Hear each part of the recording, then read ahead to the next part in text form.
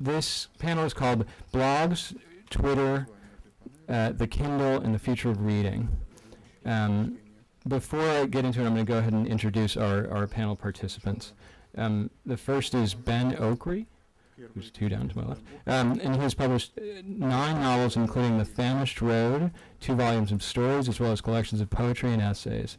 He's a fellow of the Royal Society of Literature and was awarded the OBE. Translated into more than 20 languages, he's been awarded numerous international prizes, including the Commonwealth Writers' Prize for Africa and the Aga Khan Prize for Fiction. He's vice president of the English Center of International Pen and was presented with a Crystal Award by the World Economic Forum. Next, to my left, is Thomas Pletzinger, who participated in the University of Iowa's International Writing Program. The translation of his critically acclaimed novel, I'm just going to do the English, Funeral for a Dog, will be published in the U.S. in the spring of 2011. Okay, and then next is Alberto Ruy-Sánchez, in the black turtleneck. Is a fiction and non-fiction writer, poet, and essayist. His most recent publications include Las Visiones del Fósil Viviente, Visions of the Living Fossil, and Nueve Veces el Asombro. His novel Secret Gardens of Mogador is the only one available at the tables outside. He is an officer of the Order of Arts and Letters. I'm going to have to do this in Spanish too. He's an oficio de la Orden des Arts de Nueve Veces el Asombro. Is that close? No, you're mixing lines. Sorry. You could do it. No. No, you went to the other line. Oh, well, okay. By the French government, and received the honor of Grand Order, National Grand Orden de Honor Nacional al Mérite Autoral in Mexico City. Yeah. Very kind. I'm going to give you I more. wrote books too. Finally, we have to the far end, Sergi Sokolovskiy. Sergi Sokolovskiy was born in 1972 as a prose writer and editor. Sokolovsky's short fiction has been published in the anthologies Babylon,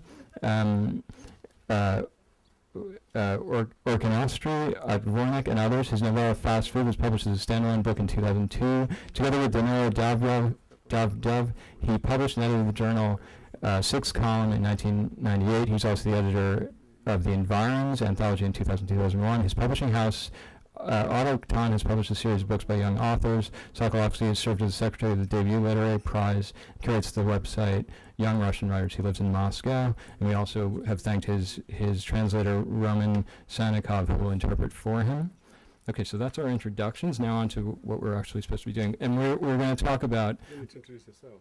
Oh, I'm sorry. Thank you. My name is my name is Ben Schrank, and I'm a publisher of an imprint called Razorbill at Penguin Young Readers, and a fiction writer. So today we're going to talk about blogs, Twitter, the Kindle, and the future of reading. In the program, it says Philip Roth recently said that reading novels would be a cultic activity in 25 years, adding that the book can't compete with the screen. We're going to ask these writers if they share his pessimism, and how does the situation differ across cultures and continents, and are there lessons in those differences? Some things that I just want to make sure that we touch on today include multimedia, to speak of film, music, animation of any sort in relation to new reading devices, which I can sort of wave around here, and the way new reading platforms may or may not affect these writers' work. The cult of the physical book and their feelings about that, their experience on these devices and what they hope for readers in relation to these devices, readers like yourselves. The cross-culture and cross-continent point noted in the description, which is certainly relevant, and of course Philip Roth's evergreen pessimism on the subject, which we're going to touch on. So let's begin just immediately to my left with the broadest question is, can you, Thomas, define or explain a reading experience for you and your reader? What a reading experience is? Well, that basically means for me still that I pick up a book mostly, I would say. But that has changed in the last 10 years, and because newspapers, because I travel a lot, I read my newspapers rarely in print. I mostly read them sometimes even on my phone, which is very uncomfortable, but I do I do read them. I read all my sports news on my phone or on my computer. Never ever buy I sports magazines anymore. But literature is mostly still a book, I have to say. But there are bits and pieces of blogs that I like and find literary, and it's very diverse. But I like books still, but I'm not scared of the rest, I guess. And the real experience for me still remains the tactility of books. It still remains the peculiar feeling of touch, of wood, of paper, of depth, of words on a page. It still remains for me something that you can, as it were, put in your pocket. A lot of pop in there. Something you can put in your pocket and travel with. I particularly like traveling with books. I'm romantically old-fashioned about books. I don't entirely share Philip Roth's pessimism about reading, because even if his pessimism were right, the reading experience would remain. Like Thomas, I'm not afraid of the future in terms of technology, but I think there's something enduring about books. There's something very old and very magical about books. So it will, I believe personally, it will survive and be transformed by whatever technologies come along. And I feel this for two different reasons.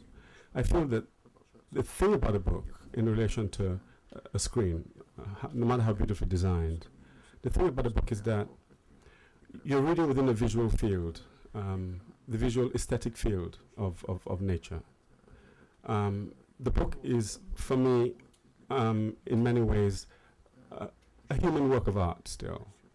I know this is going to run counter to many people's feelings, but I still feel that the book, because it's close to the tree and because it's close to nature and because it's close to leaves, still retains something of the visual field of the natural world. I think it was Duchamp, I think it was Octavio Paz, who was writing about Duchamp, a work of Duchamp called The Large Glass, in which he was talking, giving a meditation about the relationship between human beings and machines. And what he had to say was very, very profound, I felt, that machines, technology, is a criticism of the natural world. And the natural world is a criticism of technology. This dichotomy, I think, will always remain with us. But for me, I incline towards the mystery of words on a page. Thank you. Well, for me, the experience of reading is one of the most important experiences in life, not only because I'm a writer, but also because I am an editor and publisher. And one of the things, and I published with my wife a magazine that is colorful and in big size. I wanted it to have a big size with a special character of the publication when you open the pages. So it's not translatable into another organization of the page. The page in itself is something that is already an experience. So for me, reading is a very traditional experience, and whenever I get to new media, I translated it as an old experience. For example, when I began to read books in computers, for me, scrolling them down made me think of the scrolls, the ancient scrolls before the book was invented. So for me, it's many times we are mistaken, and we believe that we go one step forward, and we are going really one step back in the experience of reading. And also, as a publisher, I work a lot with associations trying to improve the experience of reading in Mexico and make it wider and better experience, not only wider. And we publish books on reading, and I wrote 3 poems on reading, on what is reading. And one of the nicest things I found recently, because in Mexico it's more recent than the United States, is Twitter. So when I tweet, for example, a line of a poem, I have immediately an answer. Someone who read it and turns back its opinion, maybe answering the line of my poem. So for me, that was a reminder of the time I used to live in Paris. And you know, the mail in Paris is very, very good. So if you write a note at 8 in the morning, you can have an answer at 9 or at 10. It really works by the hour. So for me, Twitter is like the French mail. in a way that also touches a lot of... So reading is for me... So I get immediately into the contents of what is happening, and the mechanics of what is happening is linked to what we have been done about reading all the time. I was telling you that when I was a visiting professor in Stanford, I was used for a company making an inquiry on the new machines for reading. And they gave us electronic books. It was 2003. It was I made it in the spring in Stanford and in the summer in Canada, in the Banff Center for the Arts. And we read with machines for a month, for a complete month. We had access to a lot of books. And the conclusion of the technology people was that the most advanced device to read was the printed pocketbook. And since then, they advise the companies to go behind the pocketbook and make, you can see the devices you have, they try to be lighter as a pocketbook, the paper not to be so brilliant, the ink, the batteries to last, and the only advantage of the electronic book was that you can have a lot of books there. If that's it's an advantage, of course, it's an advantage, especially if you are traveling. And so we are there. We are in that. But the other advice of these technology companies was that the war between the new machines to read and was not against the book.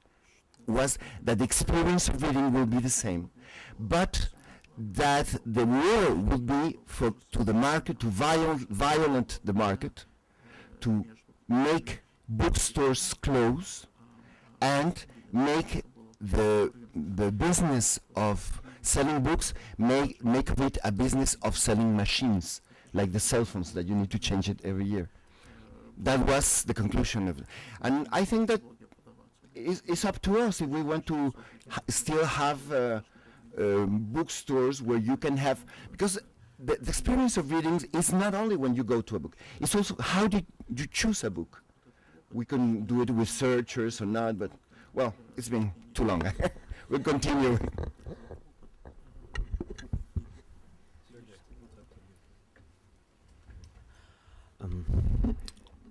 Добрый вечер.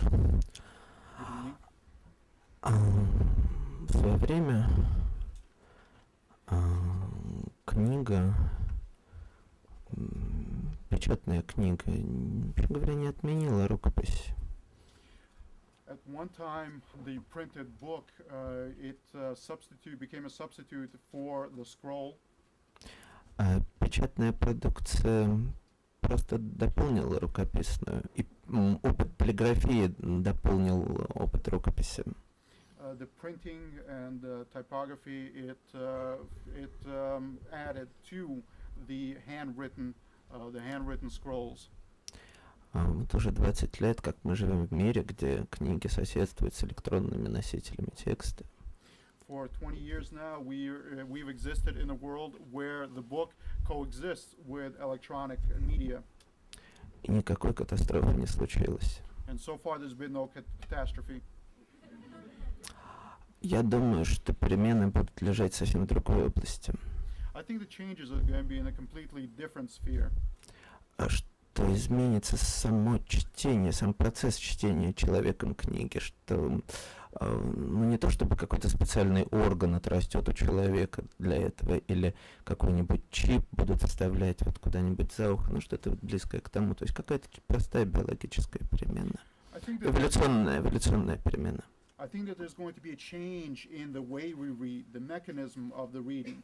I'm not saying that the human beings are going to develop a new organ or a new part of them that is going to facilitate the reading, or that they're going to have some sort of a microchip implanted somewhere in the back. But there's going to be some sort of an evolutionary change in the way we read. Вполне возможно, нам придется просто забыть о самой технологии чтения как таковой. Вот в этом я вижу более серьезную, как говорится, опасность. I think for me, something that's more dangerous is it's possible that in the future we're going to have to forget the mechanics of reading, the actual viewing words. Вот. В случае, если доминирующим видом на планете, так сказать, станет уже не человечество, а какие-нибудь разумные бактерии, я думаю, что они поступят с чтением каким-нибудь еще более изощренным образом. I think that if we are replaced in the future, that the dominant species in the world is not going to be human beings, but is going to be some sort of a sentient bacteria. That they're going to behave very differently with books and with the mechanism of reading. Ну, что касается влияния на литературу, блогов, в первую очередь блогов, то это влияние есть. Безусловно, это просто меняет письмо. По-другому стали писать люди. As far as the influence of the electronic medium on writing, and specifically blogs, I would say that yes, that there's been a change. I think people are writing differently, writing letters, writing differently with electronic media. Многие, когда пишут, я знаю, я разговаривал с людьми, а когда пишут, уже ориентируются на то, что их тексты будут восприняты с экрана, а не с страницы книги или не газеты, там, таблоиды.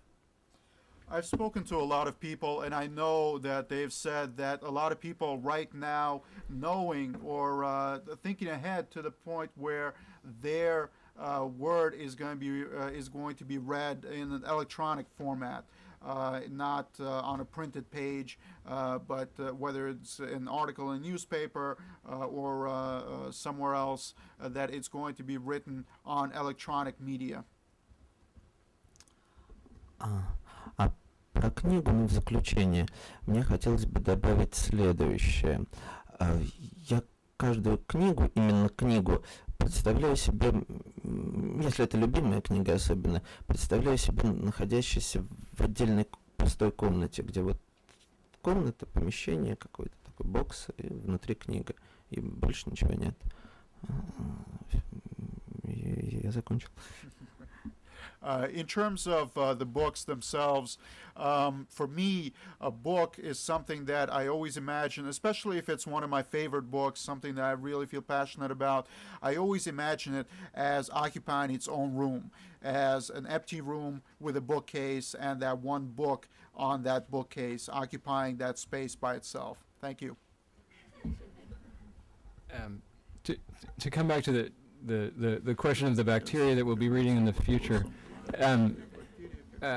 backstage Thomas and I were playing with the iPad, and I have a sample of Toy Story, which is a book, although it's really a movie, and so immediately Thomas was able to play with it, and I hadn't found this out, even though I spent some time playing with Toy Story, where he was able to record his own voice reading the words in of the main hero, and then we played it back, and he had become an active participant in that story for children. So my question to the panel is, what, I mean, it's a very broad question, but what happens in terms of this? Are you open, and how do you feel about this next step in terms of the potential for interactive media and how it may affect your work if these bacteria, these 3-year-olds, I always imagine them with, on one hand, a copy of Toy Story where they can actually play with it and color it in and have a full experience, whatever full means, or a pure book experience, and whether you're open to that in your own work going forward. You don't have to answer in order. You could interrupt each other. it's really strange to have. You go and show it. Yeah, it's really strange to be able to suddenly see that movie and then quickly record your own voice and be in that Toy Story. I don't know if you're all familiar with that. I wasn't. I was a character. What was I called? Cowboy Bob. Cowboy Bob. Suddenly I was Cowboy Bob. So you have.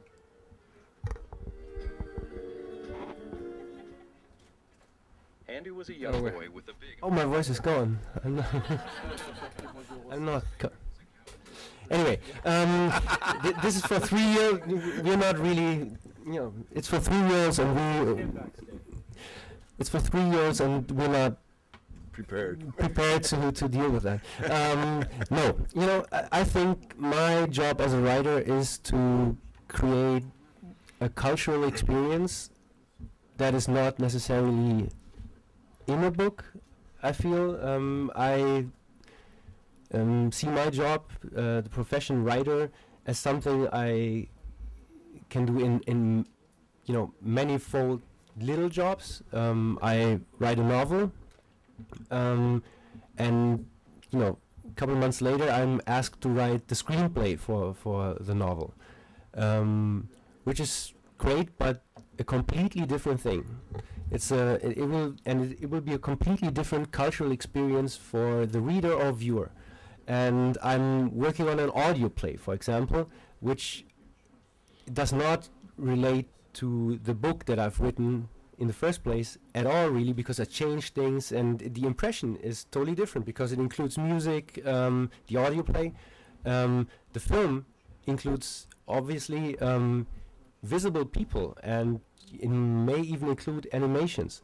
So, as a writer, I don't see myself so strictly in the book business only.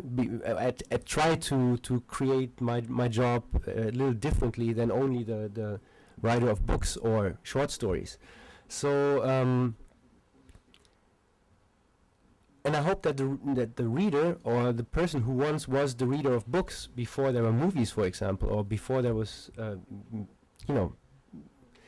will experience it in a totally different way. And I like that I can give you my content in a way, my intellectual content, my ideas, not only in one box, the book, but in a couple of others, whatever I choose.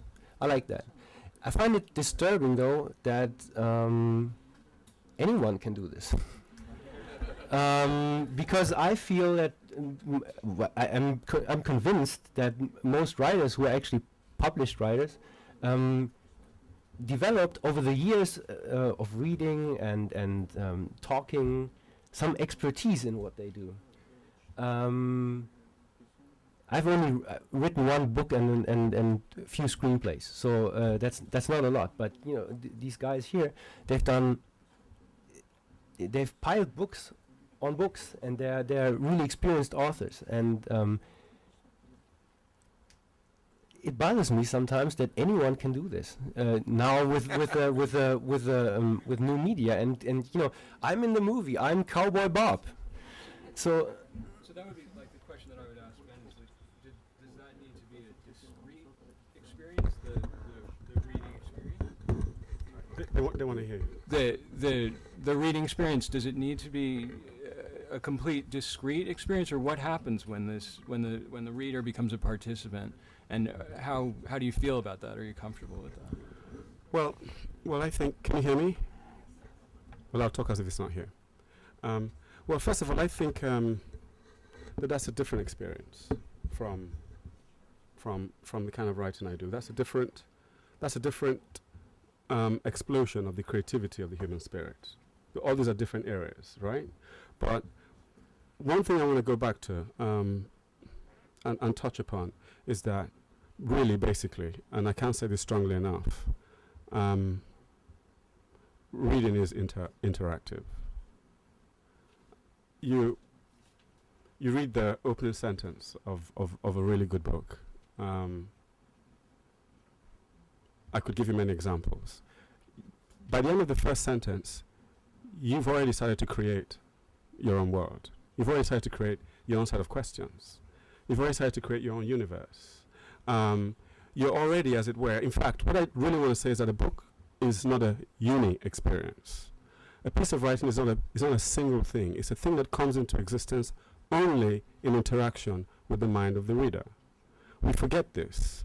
We forget this powerful internal universal experience of interactivity that is contained in writing. And in fact, the greater the piece of writing is, the greater and the more layered is the interaction. In fact, one can even go so far as to say, paraphrasing Ezra Pound, that great writing is greater inner interactivity.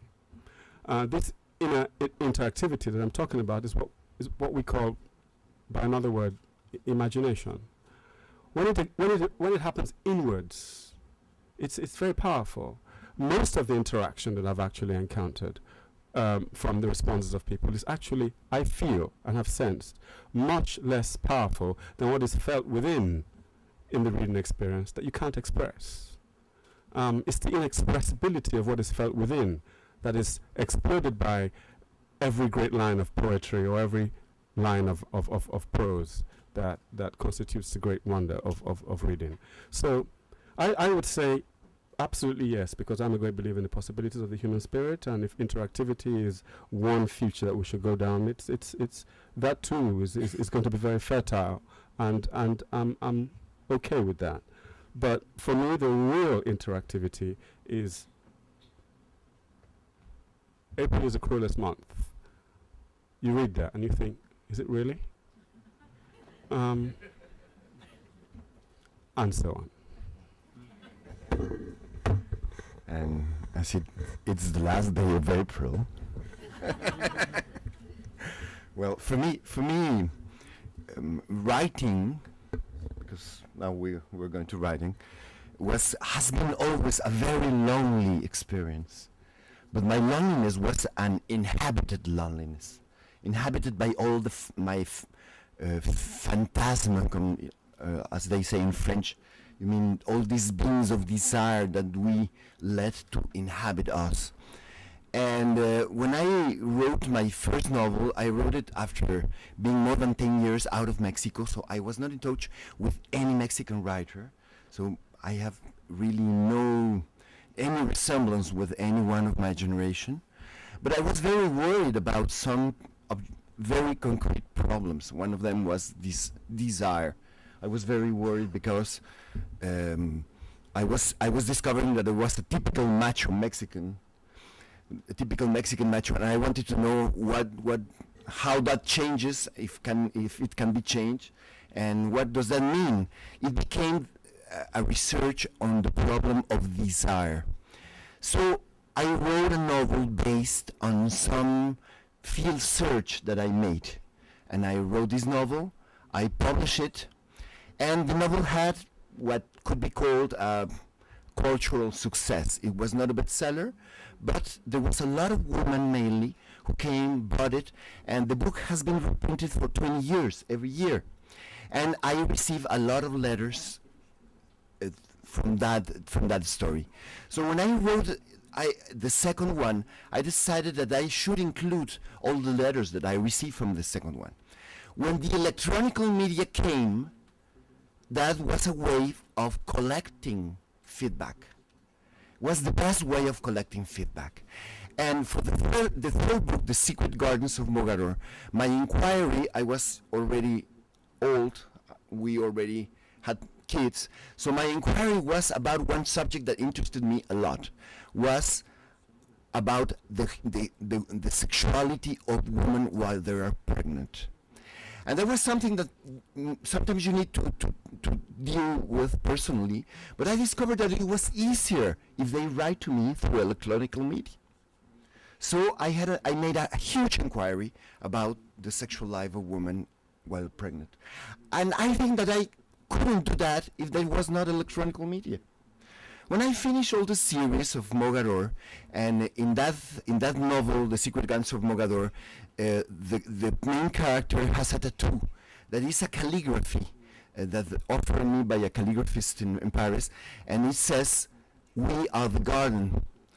And I decided, when I finished the series of books on this, of this search on this art, I opened a blog. I had blogs for many times, sometimes the typical blog, which is your notebook and everything, but I decided to make the difference between Twitter and blog is that blog is to receive feedback, and Twitter is really to spread things.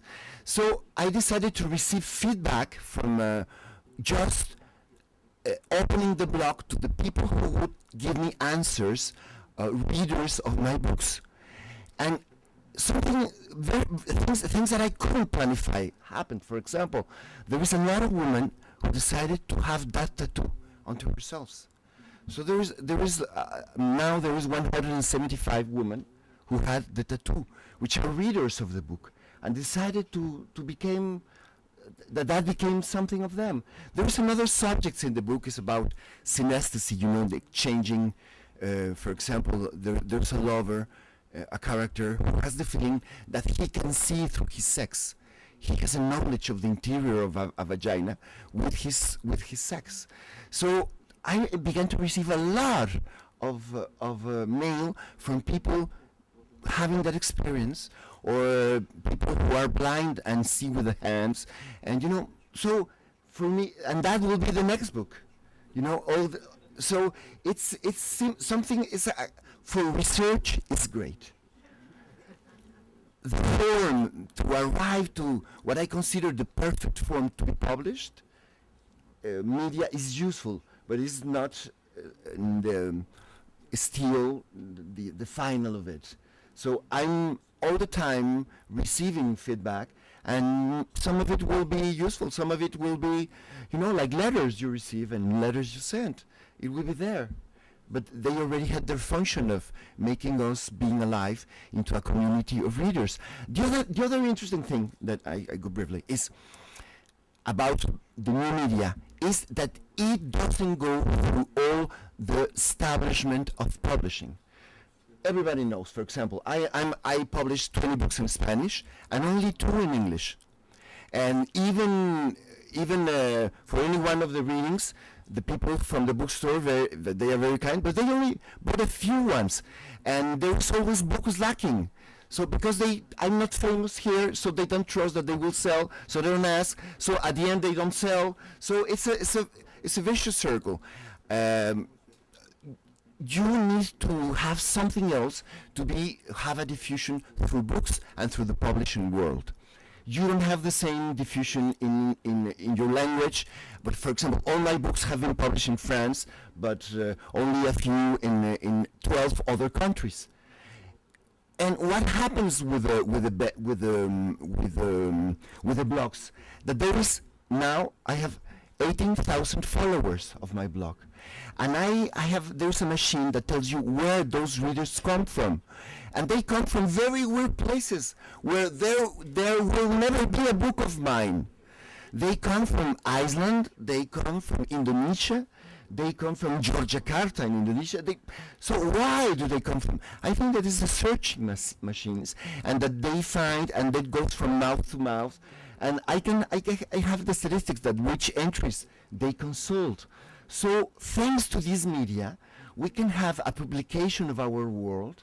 We can this pathological need of writers that is to be published is something that is only possible through the new media. Are you you're set up to respond?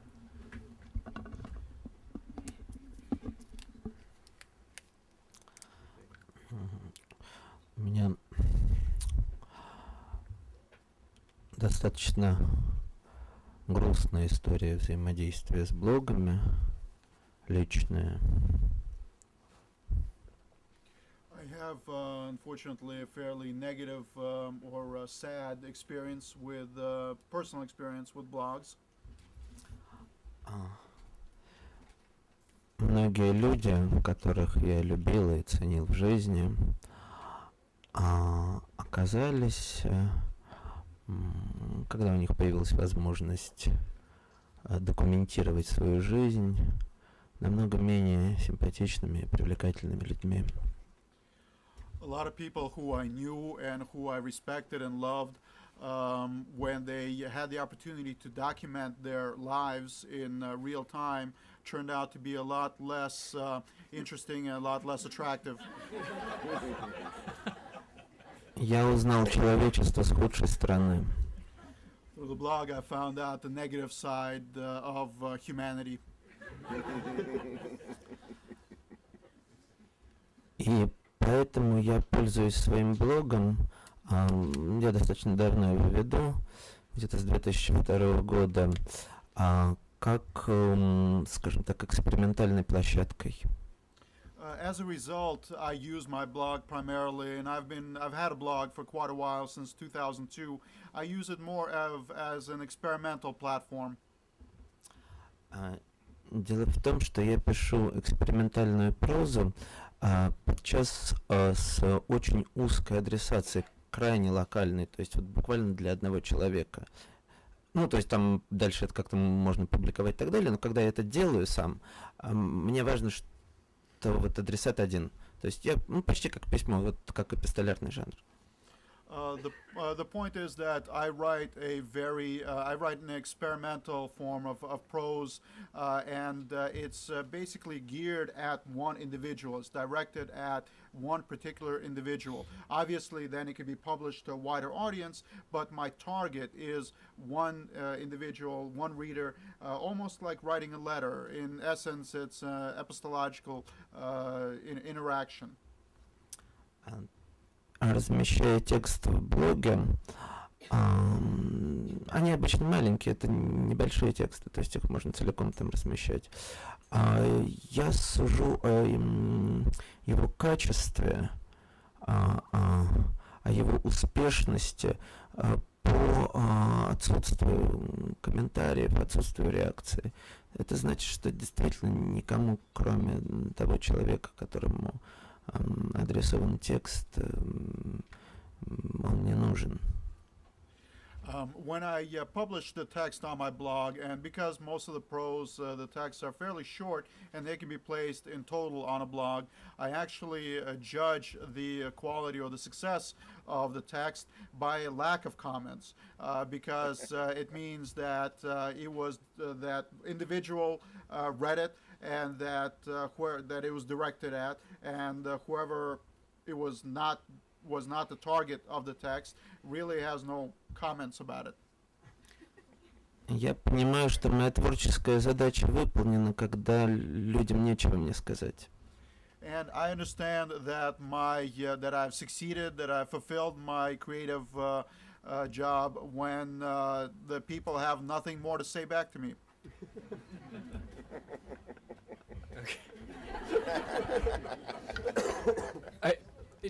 Just to expand on this, the question of opportunity for all of you as writers. I have a short question, and you could play with it obviously as you want. But if you were writing a novel or a short story now, and a publisher, not that necessarily a publisher would be relevant to this question, but you thought, would you be interested and open to the possibility, say, of including actual music in your text or video, or not?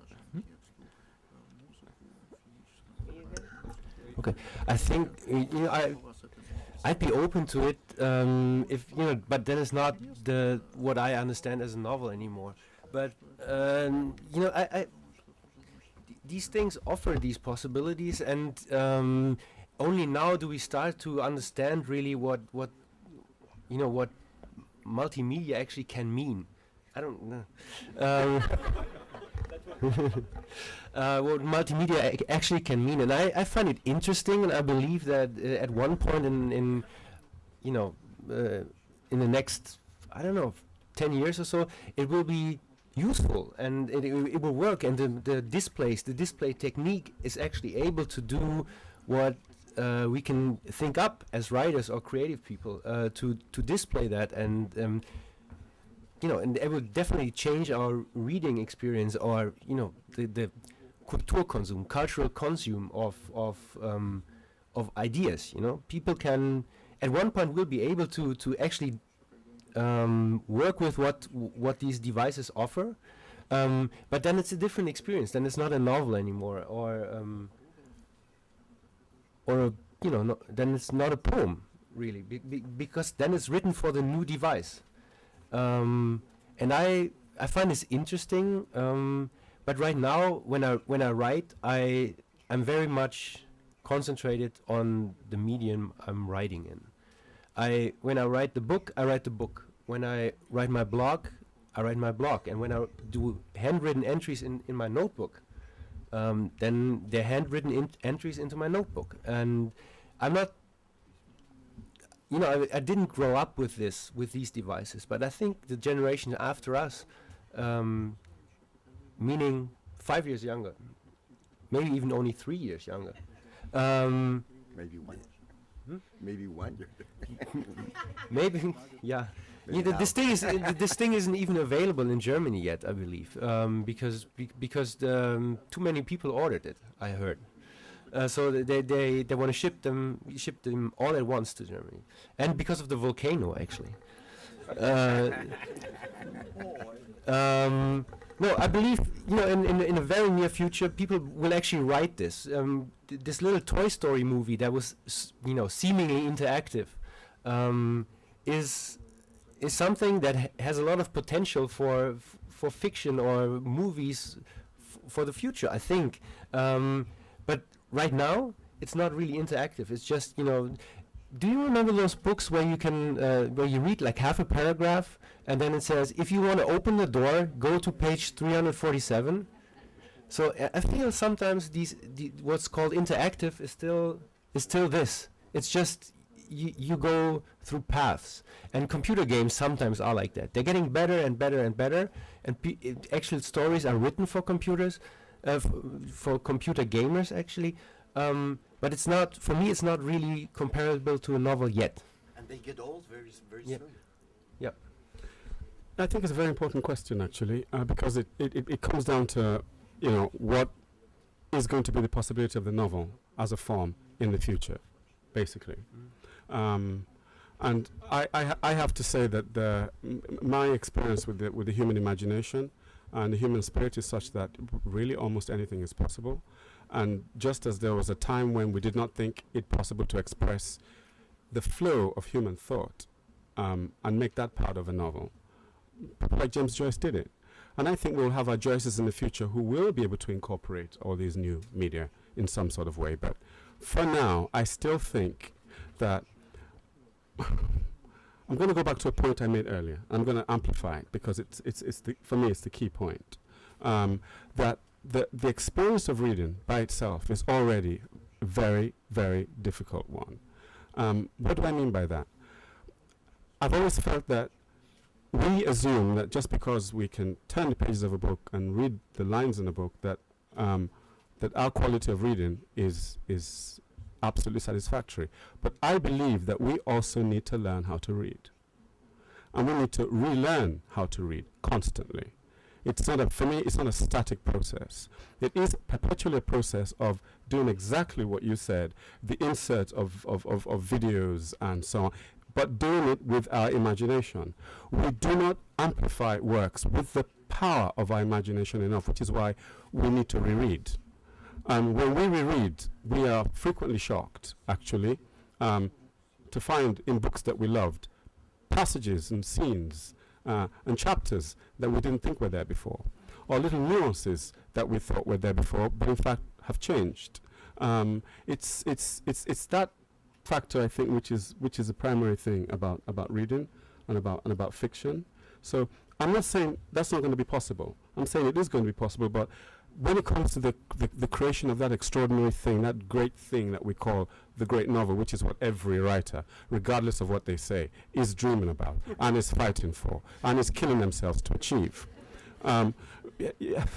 you really have to draw on the great depths of the tradition itself, which has not been exhausted, contrary to what we think.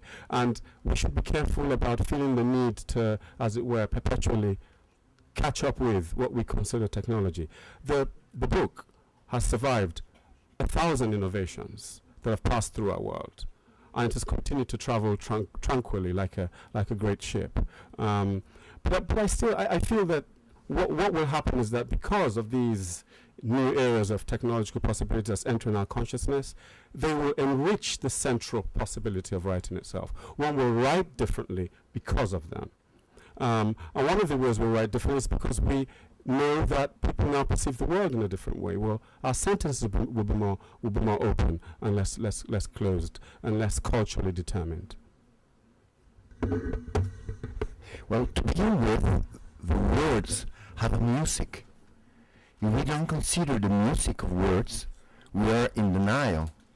But when we are writing, we are composing a music. And literature is made of images. So we are dealing already with those media. That means that the challenge for a writer, if you use images, including them into your writing, real images, actual images, is that you need to develop a new creative way of using them and not only as illustrations. And that is quite challenging. And I made a lot of books with images and with photographers, and it's always a challenge because it asks you to be creative and to do something else. I try to do, for example, with Twitter, something that I see that others were not doing. I made a travel log. So I went to India, and I Twitter every time I saw something. A woman is doing this, a man is doing that. And sometimes I made a link to a photograph I took in the moment. But I really tried to make of the image not an illustration of the face I was owning, but really to make something that produces a full reality, a creative reality. And it was wonderful because at the end of a week I had like 500 tweets, which was already an instant chronicle of a trip with 100 images. And that was something that the media offered me to do. That is different from the only take notes in my note and taking pictures. So there is many things to do. There is many things to do.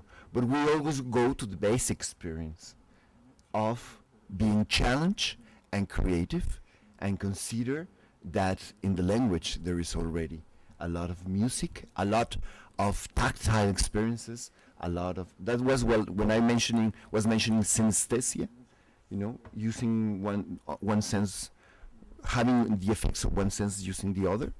That was what I was meaning. And the new media multiplies our possibility of being synesthetic. That means to develop one of the dimensions of being human beings.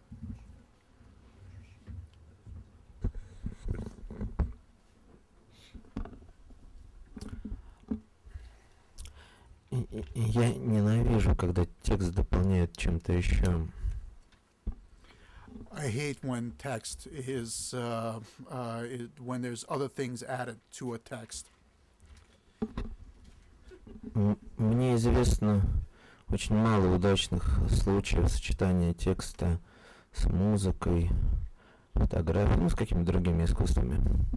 I'm aware of very few instances where there's been a successful merging of text with other things, music, photographs, or other forms of media. В основе произведения искусства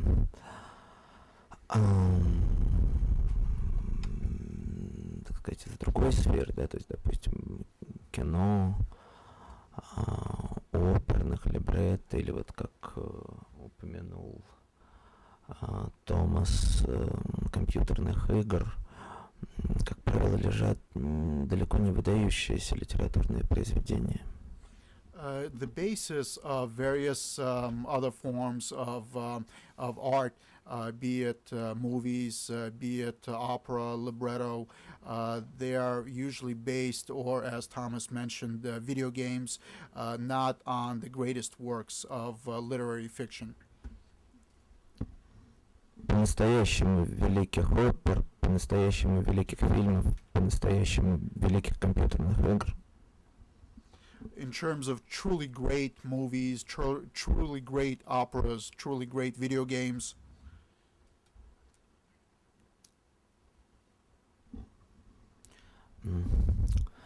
У меня однажды вышла книжка, в которой это была такая псевдодокументальная проза, в которой издатель счел нужным сопроводить текст фотографией, фотоснимками персонажей.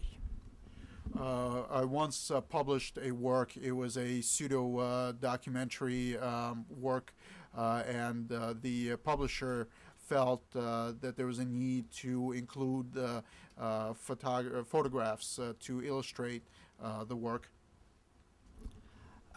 Книга была посвящена работе. Это художественный был текст, но в центре его находилась работа предвыборного штаба одной из российских политических партий в 1999 году. This was a fictional text, but at the root of the text it was about a campaign of one of the Russian political parties in the elections of 1999. Я работал корректором в предвыборном штабе. I had worked as an editor in a campaign's office. Правил всякую хуйню, которую там граждане писали. I corrected all the crap that the citizens wrote in the campaign. И потом написал об этом смешную книгу, немножко фантазируя. And then I wrote a funny book about the experience in using some imagination. И когда в итоге на соседних страницах оказались фотографии моей бывшей жены и бывшего российского премьера, я был в ужасе.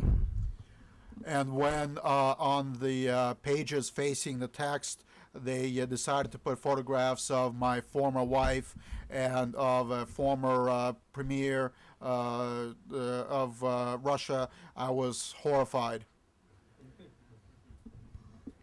Моя бывшая жена сказала, что ей неприятно находиться на соседних страницах с этим ублюдком. My wife said, my ex-wife said that she took no pleasure in being her photograph being next to this lowlife. Она даже хотела запретить мне встречаться с нашим ребенком. At one point, she even wanted to forbid me to visit, to have visitation rights with our child. Как я после этого могу любить синтетические жанры? Now tell me, how can I possibly love the synthesis between these various genres after that? What do you think about blogs and Twitters in relation to literature? Two things come to mind. First of all, the explosive possibilities for freedom in terms of say pen and campaigns and things like that. We already know about very great and very successful Twitter storms that have helped sort of shape and move great events in contemporary history, or great-ish events in contemporary history. That's one side of it, and I think will become more powerful. But the second side, from a literary point of view, strictly, is this. The thing about blogs and Twitter is that it's the immediacy, like I said. But if you think of the trouble, the time, the phenomenal patience it takes to craft a line of poetry, believe me, by the time you've taken all the trouble to do that, Twitter's out of the window. You just simply wouldn't go there. And I can say this out of personal experience. I was credited with having written one of the earliest Twitter poems in England, in the English language, and I'll share it with you, and you'll see just how interesting and problematic the form is, the medium is. It's a very short poem. It's called "I Sing a New Freedom," and it was done as it's supposed to be done, one line a day. And you're supposed to think about it, one line a day. I sing a new freedom in days of fire. Freedom with discipline. We need freedom to rise higher. Be true to your true self in the rich follies of our times. Become the force you are in this era of economic crimes. Only those who remain free in spirit will find their way out of this maze. We are children of the stars, and we ought to amaze. Now, if I had this impulse as a poem of my own in a different medium, not Twitter, it would have taken me months longer. It would have been much more layered. It would have been much more, because the thing about Twitter poems is that each line has to more or less stand on its own.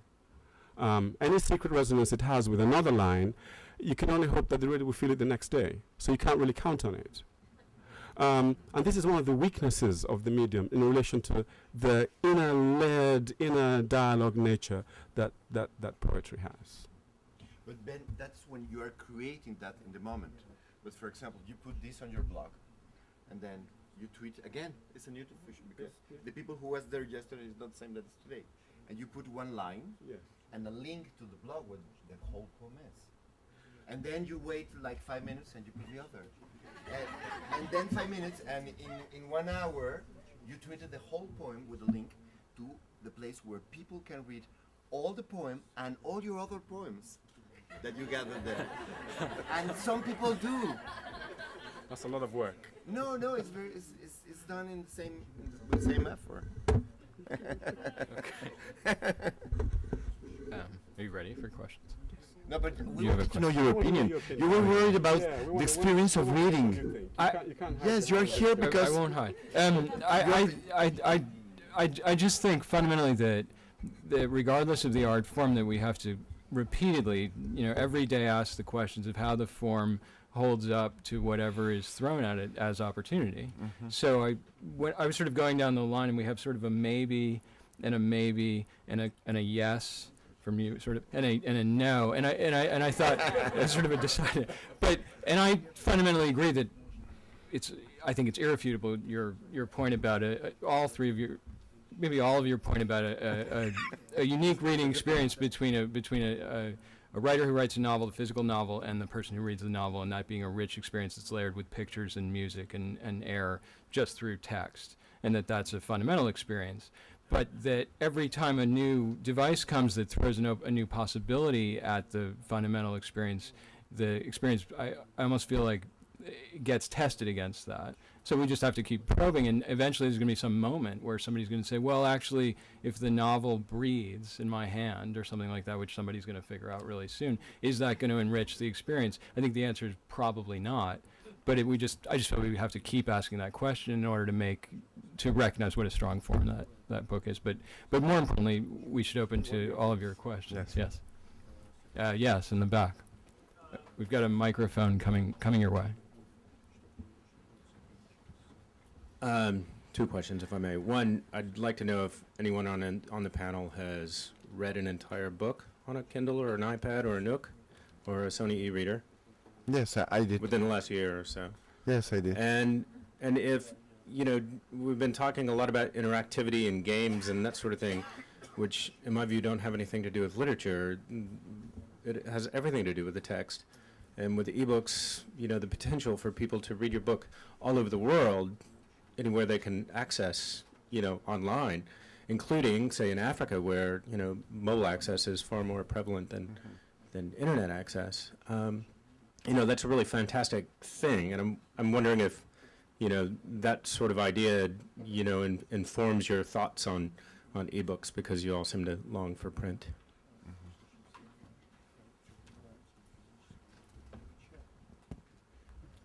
Well, I'll be brief. No, not really, because finally my job is, I keep saying this to friends, it's one of the most difficult jobs in the world, which is how to write sentences that are transparent, and at the same time magical.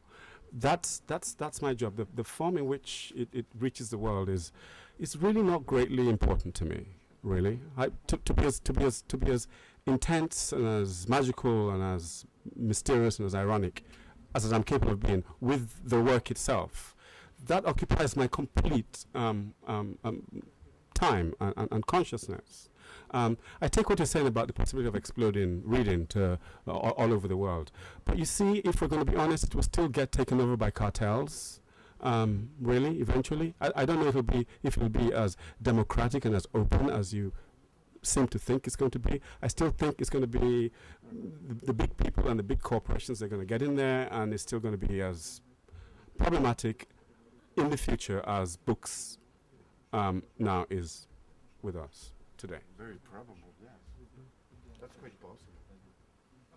There is already hundreds of thousands of books online, isn't it? And who reads them? And but for us, it's like other books. It's not our books. For literary people, it's like it didn't arrive to the place where most of the books I'm interested in are not online, and some of them are. The ones I read is because they are only online. The memories of a count who made a war in the 19th century in Mogador, and his memoirs are only in a library, and I got access to that through the library. But really, the marketed books is still only having American books, British books mainly, and they are advancing in other areas. But it's really, until now, it's like a cartel thing for us, the distribution of electronic books. Until now.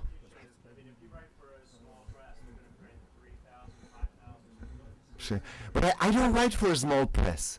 I write, and then a small press do something sometimes, and that's a huge difference. We don't write for the media we will use. And anyway, I think it's a fallacy to think that one writes in terms of a multiplicity of readership in mind originally. I think one really writes.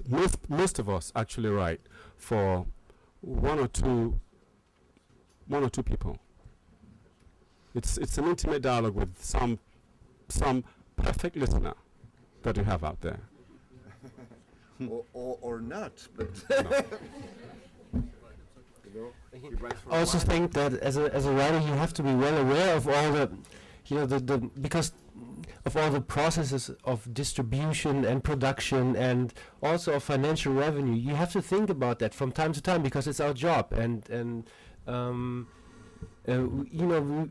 as a writer, you have to live by earning some money, and you have to be aware of these processes. But actually, right now, they're not informing my writing that much. See, but that isn't that's in your world. In Spanish, I know only like 10 writers who live from their books. No, but I'm not saying I live by my by just selling the books that are Yes, printed. you have to live, but not because of the books. Is there another question?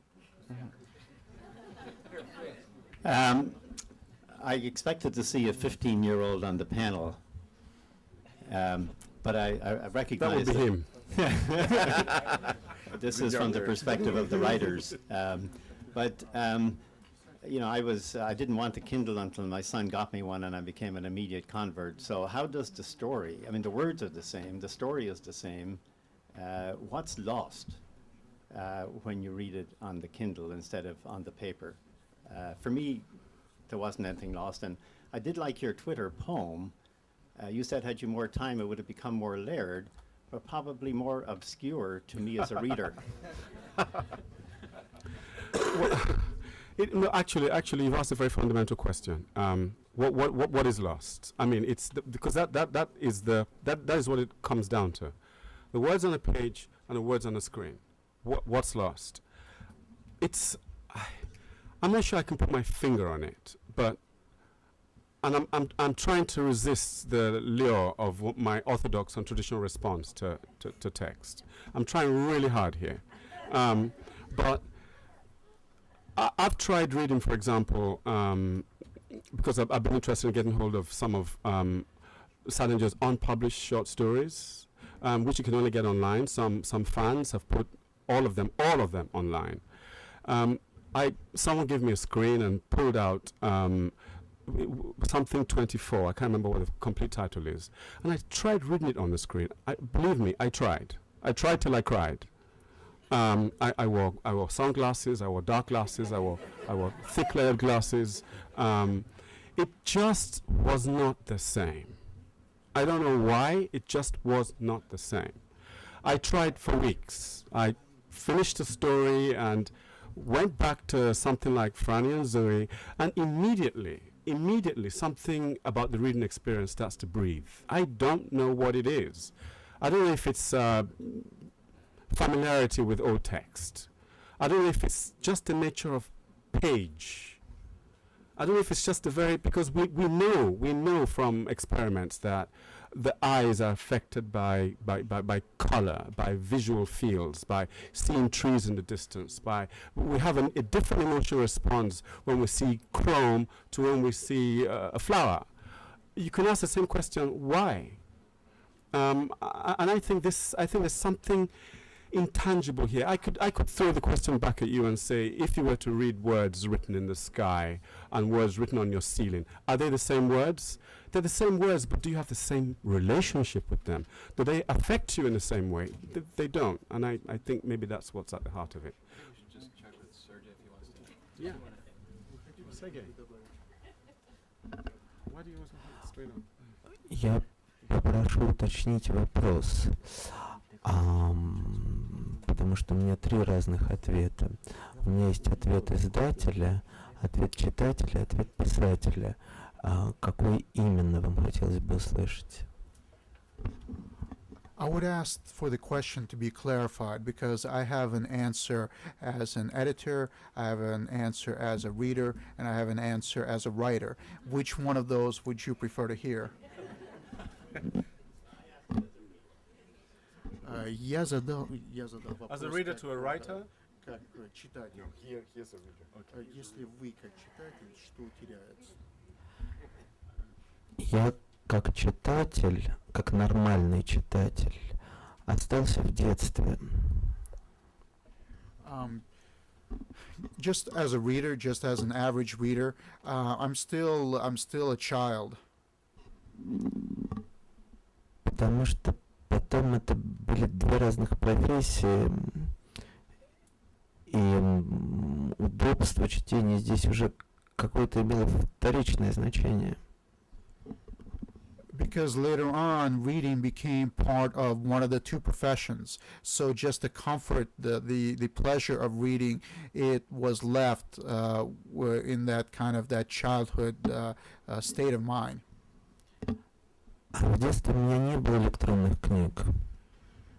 When I was a child, I didn't have any electronic books. То, что я помню о себе как о нормальном читателе, не читателе профессиональном таком, да, то есть это, конечно, это обычные книги, но это было очень давно, это были 70-е годы какие-то. And when I remember myself as just when I feel as just an average reader, it was it was good books, but they were just normal books, books published in the 70s. У меня был двоюродный дедушка, он 4 раза сидел и собирал книги, которые не принимали в букинистические, приносил в дом. I had a great uncle who was imprisoned 4 times, and he used to bring books that were not allowed by the communists, and he would bring them over to our house. В основном это были очень хорошие книги, изданные еще до революции, до 17-го года. Mostly these were really excellent books that had been published prior to the revolution, prior to 1917. Я могу очень долго говорить почти о каждой из этих книг, но мне кажется, это немножко уже за рамками нашей панели. I can spend a great amount of time talking about each one of these books, but I think that would be beyond the scope of this panel.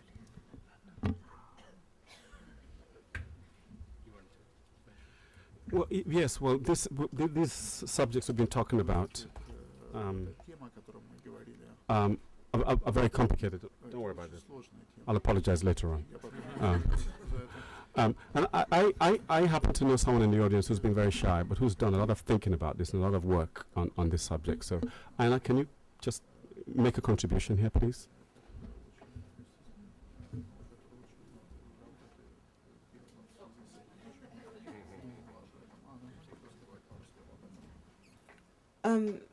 The convenience factor that that was mentioned earlier in terms of electronic reading is something that, I mean, it has to do with the fact of how we live.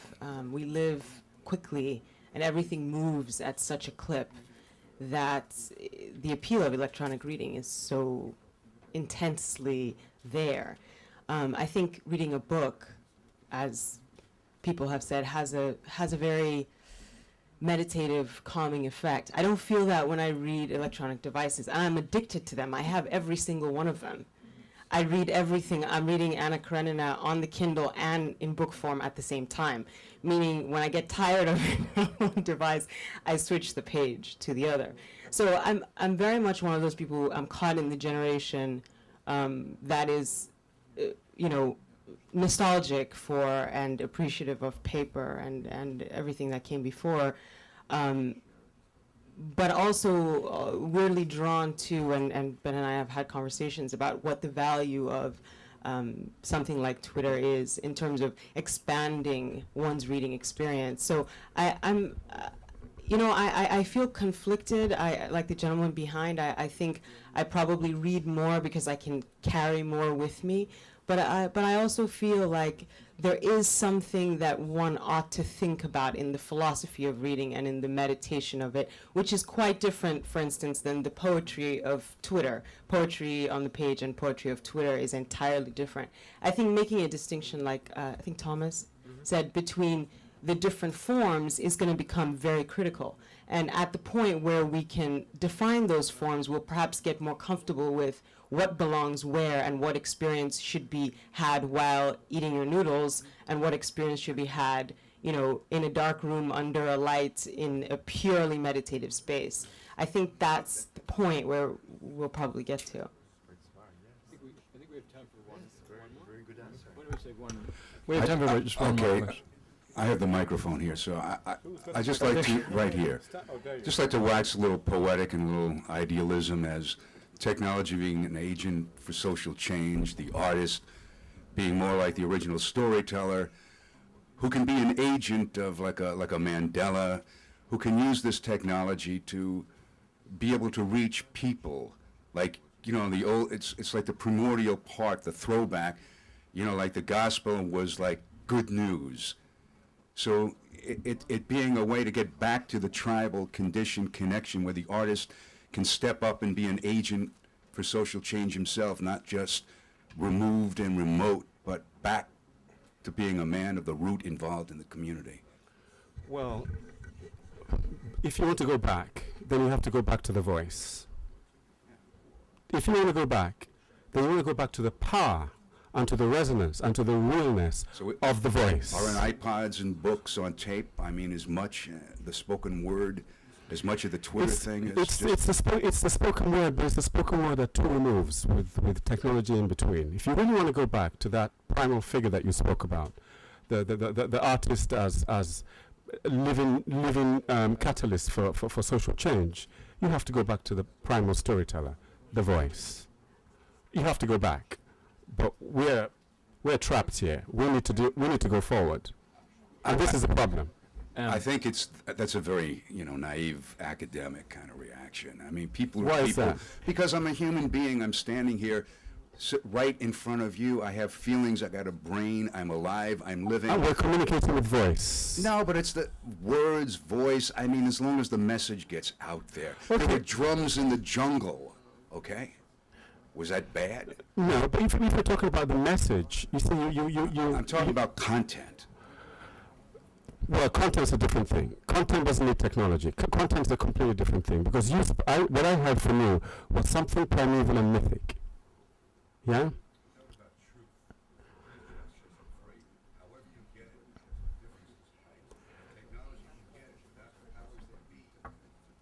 I guess Well, I don't think we're in disagreement about the necessity of the kind of message that you're talking about, because after all, this is pen here you're talking about. We're all writers here totally committed to human freedom and to human expression, totally. Otherwise, we wouldn't be here. So I take that as a given, you know. But I thought what I picked up was something more mythical, more powerful than just what we represented here in terms of pen and these discussions. But maybe I misinterpreted. Maybe I gave greater depth to what you're saying then. But I would also come back to something that Ben said earlier, just from a non-pen perspective, is that I would be very wary of anyone who thinks that technology will bring freedom or truth. That hasn't been my experience living within a cartel. So I think I would more honor the writers and the people of pen than I would honor the technology. That's just a personal experience, looking at a larger thing. But I don't want to cut down on anybody's time to talk to the writers outside and do signings. So I want to thank our panel of first Roman. Do you have? Sorry. Мне кажется, следует различать свободу, понятие свободы в политическом смысле и понятие свободы в смысле творческом. I think that you have to distinguish when you talk about freedom in a political sense and freedom when you're talking about a creative sense of freedom. Лично для меня при безусловной ценности свободы в политическом смысле, в каком-то, так сказать, общечеловеческом смысле, творческая свобода есть нечто иное. Of course, for me, the idea of freedom, of general freedom, of humanity, free political freedom, of course, that's something that is very important. But creative freedom is something that is very different and shouldn't be confused with the one. Творческая свобода для меня состоит в том, чтобы вот было побольше изоляции какой-нибудь. For me personally, creative freedom craves more isolation. That allows for me for more creative freedom. И вот там внутри этой изоляции, какой-то вот коробки, бокса такого, да, чтобы там никто туда особенно не лазил, во-первых, а во-вторых, чтобы там как раз свободы никакой не было, но чтобы там не свобода была моя, то есть вот частная такая не свобода, с которой я как-нибудь сам управлюсь. For me, it's I want to be locked up in that box. I want to be isolated. I don't want anyone to get in there to bother me. I almost want to lose that physical or that personal freedom for me to have that creative freedom. Do any of you want to add closing remarks? Okay. We do make sure it's just one sentence each. Yeah. One sentence. Remember, we are talking about tools, just that. And with tools you can do whatever. The fewer the tools, the greater the imagination.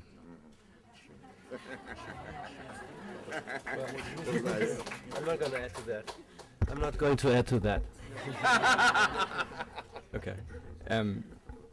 Do you want one sentence? One sentence. Я очень рад видеть всех присутствующих здесь в зале. I want to thank everyone. I'm very happy to see all of you who are here in this hall.